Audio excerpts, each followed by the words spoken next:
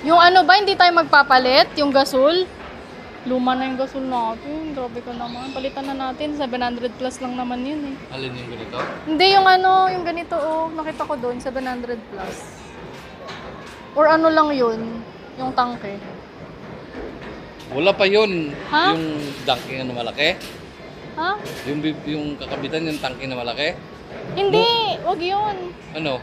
Yung ginagamit din natin na maliit, sabi ko, 2013 pa yun. Ah, Papalitan yung na bilog pa rin? natin, oo. Tingnan nga natin. Parang, parang nakita ko dyan eh. Saan ba tayo pumunta kanina yung sa mga ano? Ayun oh. Ayun oh. Tangke lang ba yung nakita kong 700 plus? Palitan na natin yun. Tangke siguro. Ah, tangke. Ay, Ay, yung, hindi. May mga ano din sila. ay kasama, may kasama. Pero ibang presyo? Oo, tignan Ayan. mo oh. Iba yan. Pero mura lang naman siguro yan. Palitan na natin yun, grabe. 2013 pa yun eh. Magkano nakikita mong presyo? 200. Oh, di ba? Wala pa 1K yan. 200. Tapos ito. Oo. Yan walang laman. Wala. Empty, okay lang. May palagyan naman dun eh. Tapos papalitan nila kaagad ng ano, luma. Alin? Bibilin mo ng bago pagkapalit nito, luma. Hindi, yun na lang bilhin mo. Pwede ba yun? Yun na lang? O, yun na lang. Pwede naman, kasi ganun nga. Ito ngayon. Gusto ko nga ganyan eh, kape-kape. Magkano yan?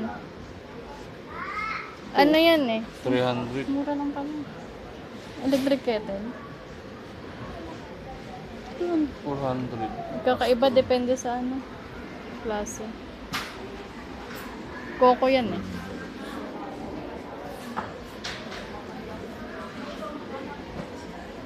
Para ano, hindi na, huwag na mag-thermos.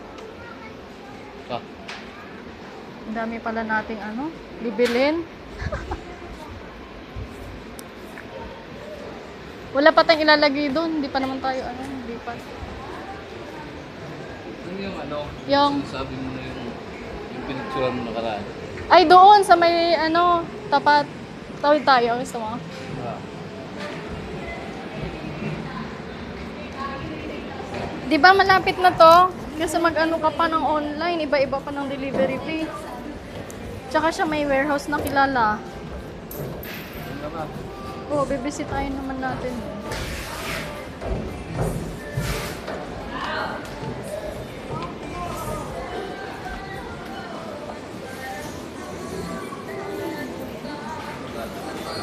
Dito.